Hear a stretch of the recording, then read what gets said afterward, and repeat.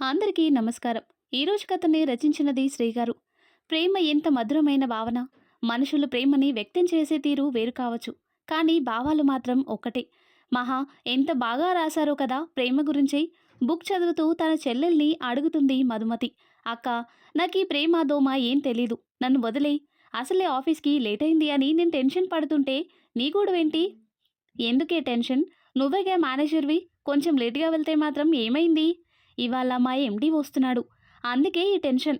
అవునా? అంటే రాధిక ఆంటీ కొడుకా? హా! అవును. అతనొస్తే మొత్తం ఆఫీస్ బాధ్యతలు అతనికి అప్పగించి నేను రిలాక్స్ అయిపోతా. సరే అక్క, నేను వెళ్తాను. Bye bye. టిఫిన్ చేసి వెళ్ళవే. అంత టైం లేదు. అసలే మా బాస్ ఎలాంటోడో తెలీదు. త్వరగా వెళ్ళాలి అని బైక్ తీసుకొని వెళ్ళిపోతుంది. ఆఫీస్‌కి ఇంకా హాఫ్ కిలోమీటర్ దూరం ఉందనగా ఒక కార్ స్పీడ్‌గా వచ్చి మహా బైక్‌ని ఢీకొట్టడం వల్ల తను కింద పడిపోతుంది. అదృష్టవశాత్తు తనకి గాయాలేం కాలేదు. చుట్టుపక్కల వాళ్ళు వచ్చి మహాని పైకి లేపుతారు. ఇంతలో కారులోని వ్యక్తి కిందికి దిగి మహా దగ్గరికి వస్తాడు. ఆర్ యూ ఓకే అంటూ మహాని చూస్తూ అలానే ఉండిపోతాడు. మీకసలు బుద్ధుందా? ఆ స్పీడేంటి? కారు ఉంది కదా అని రోడ్డు మొత్తం మీదే అనుకుంటున్నారా? మహా కోపంగా అతన్ని చెడామడా తిట్టేసి అక్కడి నుండి వెళ్ళిపోతుంది. ఆఫీస్లోకి అడుగు పెడుతూనే కంగారుగా అక్కడ ఉన్న అకౌంటెంట్ని తమ బాస్ గురించి అడుగుతుంది. మూర్తి గారు, మన బాస్ వచ్చారా అని. లేదమ్మా, ఆయన ఎవరో ఫ్రెండ్ని కలవాలంట. అతన్ని కలిసిన తర్వాత ఇక్కడికి వస్తానని ఫోన్ చేసి చెప్పారు. థ్యాంక్ గాడ్, వచ్చేసారేమో అని కంగారు పడ్డా. సరే మూర్తి గారు, బాస్ వస్తే నాకు ఇన్ఫార్మ్ చేయండి అని తన క్యాబిన్లోకి వెళ్ళిపోతుంది. ఎప్పుడూ లేనిది ఇవాళ లేటుగా వచ్చావేంటి మహా? మహా క్యాబిన్లోకి వస్తూ ప్రశ్నిస్తుంది అంజలి. ఏం చెప్పమంటావు? అలారం మోగలేదు. అసలే లేటైందిరా దేవుడా అనుకుంటే దారిలో ఒక కారు డాష్ ఇచ్చింది. ఇవాళ నా టైం బాలేదనుకుంటా. దెబ్బలే తగల్లేదుగా? లేదు, బానే ఉన్నా. ఇంతలో మూర్తిగారు వచ్చి బాస్ వచ్చాడని చెప్పడంతో మహా, అంజలి బయటికి వస్తారు. అప్పటికే ఆఫీస్ స్టాఫ్ మొత్తం గుమిగూడి అతనికి బొకేస్ ఇస్తూ వెల్కమ్ చెప్తున్నారు. మహా రావడంతో అందరూ పక్కకి తప్పుకుంటారు. వెల్కమ్ సార్ అని బొకే ఇస్తూ అతన్ని చూసి షాక్ అవుతుంది. అతను ఇంతకు ముందు తనని కార్తో యాక్సిడెంట్ చేసిన వ్యక్తి. అతను నవ్వుతూ బొకే తీసుకుని థ్యాంక్స్ అని చెయ్యిస్తాడు. షాక్లో ఉన్న మహా తేరుకొని అతని చెయ్యి అందుకుంటుంది. బాబు, తను మన మేనేజర్, పేరు మహాలక్ష్మి. మహా అని పిలుస్తారు. అమ్మ మహా, ఆయనే మన ఎండి వరుణ్ గారు అని పరిచయం చేస్తాడు మూర్తి. ఓకే, అందరూ వెళ్ళి మీ వర్క్ చేసుకోండి. మిస్ మహా, మీరు నా క్యాబిన్‌కి రండి అని చెప్పి అతను తన క్యాబిన్‌లోకి వెళ్ళిపోతాడు. ఏంటి అలా చూస్తూనే ఉండిపోయావు? అంత నచ్చాడా? అని ఆట పట్టిస్తుంది అంజలి. అంజలిని కోపంగా చూస్తుంది మహా. అంత లేదు. మార్నింగ్ నా బైక్‌ని ఢీకొట్టాడని చెప్పాగా, అతనే ఇతను. అందుకే షాకయ్యా. అవునా? అసలే నీకు కోపం ఎక్కువ. కొంపదీసి తిట్టేసావా ఏంటి? అని అంటుంది అంజలి. నాకు తెలిసే నీ గురించి. అందుకే లోపలికి రమ్మన్నాడేమో. కొంచెం జాగ్రత్తగా మాట్లాడు అని అంటుంది అంజలి. నేను చూసుకుంటాలే అని తన బాస్ క్యాబిన్‌లోకి వెళ్తుంది మహా. ఎక్స్‌క్యూజ్ మీ సార్ అని అంటుంది మహా. కమిన్ మహా అంటాడు. లోపలికి వెళ్తుంది. తనని కూర్చోమని చెప్పి ఫోన్‌లో ఎవరితోనో మాట్లాడుతూ ఉంటాడు. ఫోన్ పెట్టేసిన తర్వాత మహాని చూస్తూ కోపం తగ్గిందా అని అడుగుతాడు. మీ మీద నాకెందుకు కోపం? నేను కోపం చూపించాలి అంటే వాళ్ళు నా వల్లై ఉండాలి. అది కాదు మహా అంటాడు బాస్. చూడండి, నాకు చాలా పని ఉంది. మీరు చెప్పడం అయితే నేను వెళ్తాను. సరే నువ్వెళ్ళు. అక్కడి నుంచి తన క్యాబిన్‌లోకి వచ్చిన మహా అసహనంగా ఫైల్స్ తిరిగేస్తుంది. మహాని గమనించిన అంజలి తన దగ్గరికి వెళ్తుంది. ఏంటి మహా, ఏమన్నారు బాస్? తప్పు అతనిది, నన్నేమంటారు? నీ ధైర్యానికి హాట్స్ ఆఫ్. బాస్ అనకు భయం కూడా లేకుండా తిట్టేశావా? అంటుంది అంజలి. నాకెందుకు భయం? నేనెలాగూ జాబ్ మానేస్తా కదా అంటుంది మహా. జాబ్ మానేస్తావా? అదేంటే అంటుంది అంజలి. నీకు తెలుసు కదా, మా బాబాయ్ రాధిక గారు ఫ్రెండ్స్ అని. ఆవిడకి హెల్త్ బాలేదని మా బాబాయ్ రిక్వెస్ట్ చేస్తే నేను కంపెనీ బాధ్యతలు తీసుకున్నాను. అవును, కానీ రాధిక గారికి కొడుకున్నాడు కదా, మరి నీకెందుకు ఈ కంపెనీ బాధ్యత ఇచ్చారు అంది అంజలి. అతను ప్రపంచ పర్యటన పూర్తి అయితే గాని కంపెనీ హ్యాండ్ ఓవర్ చేసుకోను అని చెప్పాడంట. ప్రపంచ పర్యటన అంటే అంటుంది అంజలి. అదే, వరల్డ్ టూర్. ప్రపంచంలోని అద్భుతాలన్నీ చూసి వస్తారు. కొడుకు సంతోషాన్ని కాదనకూడదని రాధిక గారే ఇప్పటి వరకు కంపెనీని చూసుకున్నారు. అనుకోకుండా 1 ఇయర్ బ్యాక్ ఆవిడ హెల్త్ పాడవడంతో నాకు అప్పగించారు. ఇప్పుడు వాళ్ళ అబ్బాయి వచ్చాడు కదా, నేను రిలాక్స్ అయిపోతాను. అయినా మన బాస్ చాలా హ్యాండ్సమ్‌గా ఉన్నాడు కదా! అంది అంజలి. బాస్‌లో చూడాల్సింది అందాన్ని కాదు, మంచితనాన్ని. అది అతనికి ఉన్నట్లు నాకైతే అనిపించట్లేదు అని అంటుంది మహా. ఏదో చిన్న యాక్సిడెంట్‌కే అతన్ని క్యారెక్టర్ డిసైడ్ చేసేస్తావా? అంజలి, నాకు పనుంది.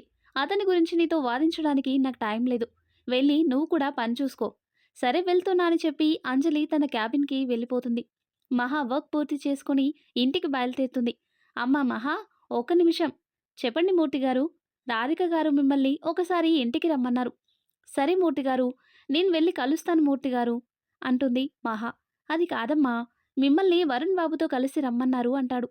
ఆయన ఆల్రెడీ బయట మీకోసం వెయిట్ చేస్తున్నారు. రండమ్మా అంటాడు మూర్తి. తనకి ఇష్టం లేకపోయినా మూర్తి అడిగేసరికి కారులో వెనుక సీట్లో కూర్చుంటుంది. వరుణ్ డ్రైవ్ చేస్తుంటే మూర్తి పక్కనే కూర్చుంటాడు. కార్ అద్దంలో మహాని చూస్తూ ఉంటాడు వరుణ్. మహా, ఎలా ఉన్నావమ్మా? ఆప్యాయంగా పలకరిస్తుంది రాధిక. బాగున్నా ఆంటీ. మీ హెల్త్ ఎలా ఉంది? నా బాధ్యతలన్నీ నువ్వు తీసుకున్నావుగా. ఇంకా నా హెల్త్‌కి వచ్చిన నష్టం ఏం లేదు. నిన్నెందుకు రమ్మన్నానంటే, మావాడు నీకు పరిచయం లేదు కదా! మీ ఇద్దరిని పరిచయం చేసినట్టు ఉంటుందని అంటుంది రాధిక. ఆల్రెడీ ఆఫీస్‌లో పరిచయమైందిలే అమ్మా. నిజానికి నేనే మిమ్మల్ని కలుద్దామనుకున్నా ఆంటీ. మీతో ఒక విషయం మాట్లాడాలి అంటుంది మహా. ఏంటో చెప్పమ్మా. అది మీ అబ్బాయి వచ్చారు కదా! ఇంక నేను రిలీవ్ అవ్వాలి అనుకుంటున్నాను అంటుంది మహా. ఆ మాటలకి వరుణ్ షాక్ అవుతాడు. అదేంటమ్మా, నీకక్కడ ఏమైనా ఇబ్బందిగా ఉందా అంటుంది రాధిక. అలాంటిదేం లేదు ఆంటీ. కానీ అలా ఎలా మానేస్తావు? మహా, కంపెనీ ఇప్పుడే నా హ్యాండ్ ఓవర్లోకి వచ్చింది. కానీ కంపెనీ డీలింగ్స్ ఏమీ నాకు తెలీదు కదా! పైగా మన కంపెనీ షేర్ హోల్డర్స్ గురించి, కాంట్రాక్ట్‌ల గురించి నాకు తెలీదు కదా! ఇవన్నీ నాకు హ్యాండ్ ఓవర్ చేయకుండా నువ్వు జాబ్ ఎలా మానేస్తావు అన్నాడు వరుణ్. వరుణ్ మాటలకి కోపంగా చూస్తుంది మహా. వాడు చెప్పేది నిజమే మహా. వాడికి కంపెనీ డీలింగ్స్ అన్నీ తెలిసే వరకు నువ్వు ఉండాలి. ప్లీజ్ మహా అని రాధిక బ్రతిమలాడంతో సరే అంటుంది మహా. మహా ఒప్పుకునేసరికి వరుణ్ నవ్వుతూ కనురెప్పలు ఎగరేస్తాడు. మహా కోపంగా చూస్తుంది. సరే ఆంటీ, నేను వెళ్తాను అంటుంది మహా. సరే మహా, వరుణ్ డ్రాప్ చేస్తాడు నిన్ను అంటుంది. పర్లేదాంటీ, నేను వెళ్తాను. ఒంటరిగా ఎలా వెళ్తావు?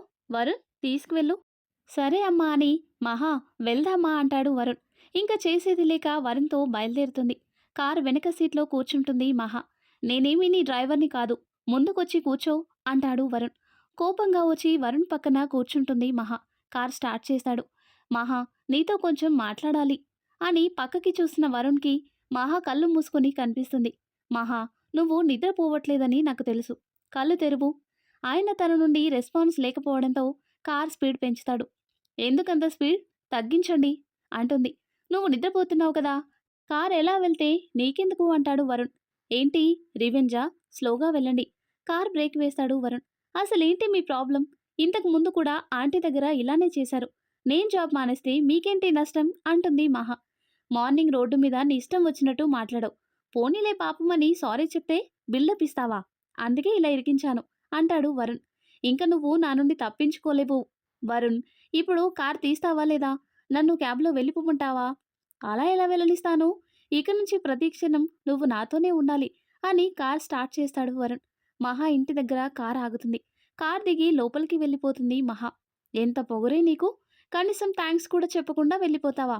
రేపటి నుంచి వరుణ్ అంటే ఏంటో చూపిస్తా నీకు అని మనసులోనే అనుకుంటూ ఇంటికి బయలుదేరతాడు వరుణ్. ఏంటే ఇంత ఆలస్యమైంది అని లోపలికి వస్తున్న మహాని అడుగుతుంది తల్లి శారద. రాధిక గారి ఇంటికి వెళ్ళానమ్మా, అందుకే లేట్ అయింది. ఎప్పుడూ లేనిది ఇంటికెందుకు వెళ్ళావు రాధిక? బాగానే ఉంది కదా? హా అమ్మా, ఆంటీ బాగానే ఉన్నారు. ఇవాళ ఆవిడ కొడుకు వచ్చాడు. అందుకే పరిచయం చేయడానికని ఇంటికి రమ్మన్నారు. మహా, బయట బైక్ లేదు, ఎలా వచ్చావు అని అడుగుతుంది మధుమతి. బైక్ ఆఫీస్లో ఉందక్కా. మరి నువ్వెలా వచ్చావు అంటుంది. వరుణ్ కార్లో తీసుకువచ్చాడు. వరుణ్ అంటే రాధిక ఆంటీ అబ్బాయే కదా అంటుంది. అవునక్కా. మరి లోపలికి తీసుకురాలేదే అంటుంది మధుమతి. ఈ టైంలో ఎందుకక్కా అంటుంది మహా. పిచ్చి మొద్దు. ఇంటి వరకు వచ్చిన వాళ్ళని లోపలికి రమ్మనడం కనీస మర్యాద. అది కూడా తెలీదా నీకు? మహాని కోప్పడుతుంది శారద. అమ్మా, అతనికి ఏదో పని ఉందని వెళ్ళిపోయాడు. నన్నేం చేయమంటావు? సరే గాని నాకు ఆకలేస్తుంది. ఫ్రెష్ అయి వస్తా, భోజనం సంగతి చూడు. సరే మహా, నువ్వు ముందు స్నానం చేసిరా అని కిచెన్లోకి వెళ్తుంది శారద. ఉదయాన్నే ఆఫీస్కి వెళ్ళడానికి రెడీ అవుతూ ఉంటుంది. మహా బయట నుంచి కార్ హారన్ వినిపించడంతో కిటికీ తలుపులు తెరిచి చూస్తుంది. వరుణ్ మధుమతితో మాట్లాడుతూ కనిపిస్తాడు. వరుణ్ణి లోపలికి తీసుకువస్తుంది మధుమతి. అమ్మా, అమ్మా, బయటికి రా. ఏంటి నీ అరుపులు? అమ్మా, రాధిక ఆంటీ కొడుకు అని వరుణ్ణి పరిచయం చేస్తుంది. వరుణ్ శారదకి నమస్కరిస్తాడు. నమస్తే బాబు, కూర్చో, టీ తీసుకువస్తాను అని కిచెన్లోకి వెళ్తుంది. వరుణ్, నేను నమ్మలేకపోతున్నాను. నీకు నేను ఇంకా గుర్తున్నానా? ఫ్రెండ్స్ని ఎవరైనా మర్చిపోతాడా అంటాడు వరుణ్. వీళ్ళ మాటలు వినిపించి మహా బయటికి వస్తుంది. మహా, నీకు గుర్తుందా? నేను బాబాయ్ ఇంట్లో ఉండి చదువుకునేదాన్ని కదా. అప్పుడు వరుణ్ నా క్లాస్మేట్. ఏంటి, 5th క్లాస్ ఫ్రెండా? వెటకారంగా అంటుంది మహా. ఏ క్లాస్ ఫ్రెండ్ అయితే ఏంటి, ఫ్రెండే కదా. మీ చెల్లి మనుషుల్ని ఇట్టే మర్చిపోతుంది కదా. అందరూ అలానే ఉంటారు అనుకుంటుందేమో. అదేంటి వరుణ్, ఎందుకలా అనిపించింది నీకు అంటుంది మధుమతి. నిన్న నైట్ అంతా కష్టపడి ఇంటికి తీసుకొస్తే కనీసం థ్యాంక్స్ కూడా చెప్పకుండా వెళ్ళిపోయింది. అవునా, లోపలికి తీసుకురాలేదే అని అడిగితే నువ్వే ఏదో పనుండి వెళ్ళిపోయావు అని చెప్పింది. అసలు నన్ను లోపలికి రమ్మని పిలిస్తే కదా అయిపోయాయా నీ కంప్లైంట్స్? అసలు ఎందుకు వచ్చావు అంటుంది మహా. మహా, ఇంటికి వచ్చిన వాళ్ళతో అలాగేనా మాట్లాడేది? నువ్వేమీ అనుకోకు బాబు, దానికి కొంచెం తిక్క అలాగే వాగుతుంది.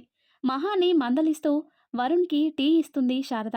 సరే ఆంటీ, మేం బయలుదేరుతాం, ఆఫీస్కి లేట్ అవుతుంది. మధు బాయ్ అని చెప్పి మహాతో ఆఫీస్కి బయలుదేరతాడు. ఆఫీస్లో తమ కంపెనీ షేర్ హోల్డర్స్తో మీటింగ్ ఏర్పాటు చేస్తుంది మహా. వరుణ్ణి అందరికీ పరిచయం చేసి కంపెనీ బాధ్యతలు తనకి హ్యాండ్ ఓవర్ చేస్తున్నట్టు అందరికీ వివరంగా చెప్తుంది. మీటింగ్ అయిన తర్వాత వరుణ్ క్యాబిన్లో కూర్చొని ఒక్కొక్కరి గురించి, వాళ్ళకి కంపెనీలో ఉన్న షేర్స్ గురించి వరుణ్కి చెప్తుంది. వరుణ్, ఇతను మన కంపెనీ. ఆపు, ఆపు మహా, మార్నింగ్ నుండి చెప్తూనే ఉన్నావు, బోరు కొట్టట్లేదా నీకు? నీకు కంపెనీ డీటెయిల్స్ త్వరగా వివరిస్తే నాకు విముక్తి కలుగుతుంది అని అంటుంది మహా. చాలా తొందరగా ఉంది నీకు, కానీ ఎక్కువగా ఆశపడకు, నిన్ను అంత తేలిగ్గా వెళ్ళిపోనివ్వను అంటాడు వరుణ్. వరుణ్ కోపంగా అరుస్తుంది మహా. ఆఫీస్ క్యాంటీన్లో కూర్చుంటారు. ఏం తింటావు? ఆకలిస్తుంది మహా, భోజనం చేద్దామా? తర్వాత తీరిగ్గా నా బుర్ర తిందువు గాని. సరేనా, పద అని మహాని లాక్కెళ్తాడు. నాకేం వద్దు, నువ్వు తిను, నాకు ఆకలి వేయట్లేదు. అవునులే, ఇప్పటి వరకు నా బుర్ర తింటూనే ఉన్నావుగా, ఇంకేం ఆకలి వేస్తుంది అంటాడు వరుణ్. వరుణ్ వైపు సీరియస్గా చూస్తుంది మహా. మహా, అసలు నీ ప్రాబ్లం ఏంటి? ఎందుకు నన్ను చూస్తేనే చిరాకు పడుతున్నావు? చూడు, మనం చిన్నపిల్లల్లా ఈరోజు కొట్టుకుంటూ ఉంటే చూసే వాళ్ళకి అస్సలు బాగోదు. నన్ను ఒక ఫ్రెండ్లా చూడు, అట్లీస్ట్ ఒక మనిషిలా అయినా చూడు మహా అంటాడు వరుణ్. మహా ఆలోచనలో పడుతుంది. చూడు మహా, ఎప్పుడో జరిగిన సంఘటన మనసులో పెట్టుకొని నువ్వు బాధపడుతున్నావు, నన్ను బాధపెడుతున్నావు. కానీ దానివల్ల నువ్వు కంట్రోల్ తప్పుతున్నావు. ఇదంతా నా వల్లే అని నువ్వు అనుకుంటే ఫైన్, నువ్వు నిరభ్యంతరంగా రిలీవ్ అయిపోవచ్చు. ఓకే, సారీ వరుణ్, తప్పు నాది. నువ్వు నాకు సారీ చెప్పావా? ఇది ప్రపంచ వింతల్లో ఒకటి. వరుణ్ అంటుంది మహా. ఊరికే అన్నాలే, మళ్ళీ యుద్ధం మొదలు పెట్టకు తల్లి అంటాడు వరుణ్. మహా నవ్వుతుంది. నువ్వు నవ్వితే చాలా బావుంటావు మహా. వరుణ్, నీతో ఫ్రెండ్షిప్ నాకు అభ్యంతరం లేదు. కానీ మిగతా ఆడవాళ్ళతో బిహేవ్ చేసినట్టు నా దగ్గర బిహేవ్ చేయకు. ఓకే అంటాడు వరుణ్. అంటే నీ ఉద్దేశం ఏంటి? ఇంతకుముందు మన మధ్య జరిగింది ఏదీ మళ్ళీ రిపీట్ చేయాలని చూడకూడదు. అలాగే నాకు దగ్గర అవ్వాలని ప్రయత్నించకూడదు. అంతేనా? ఇంకా ఏమైనా కండిషన్స్ ఉన్నాయా? అంతే అంటుంది మహా. సరే, నేను మాటిస్తున్నా, నీకు ఒక ఫ్రెండ్‌లా మాత్రమే ఉంటాను. Okay done. త్వరగా తిను, మనకి చాలా వర్క్ ఉంది. నువ్వు నాకు బాస్‌వో, నేను నీకు బాస్‌నో అర్థం కావటం లేదు మహా అని ఇద్దరూ నవ్వుకుంటూ లంచ్ చేస్తారు. సారీ మహా, నేను నిన్ను ఎలా మర్చిపోగలను? అందుకే అబద్ధపు ప్రమాణం చేశాను. నువ్వు నన్ను అర్థం చేసుకుని నన్ను క్షమించే వరకు నీకు ఒక మంచి ఫ్రెండ్ లాగానే ఉంటాను. మహాని చూస్తూ మనసులోనే అనుకుంటాడు వరుణ్. ఆ తర్వాత ఏం జరిగిందో, వీరిద్దరి మధ్య ఉన్న బంధం ఏంటో నెక్స్ట్ వీడియోలో తెలుసుకుందాం. ఎంతో ఇంట్రెస్టింగ్గా ఉండే ఈ స్టోరీ నెక్స్ట్ పార్ట్స్ కోసం ఈ వీడియో లైక్ చేసి మన ఛానల్ని తప్పకుండా సబ్స్క్రైబ్ చేయండి. Thanks for watching.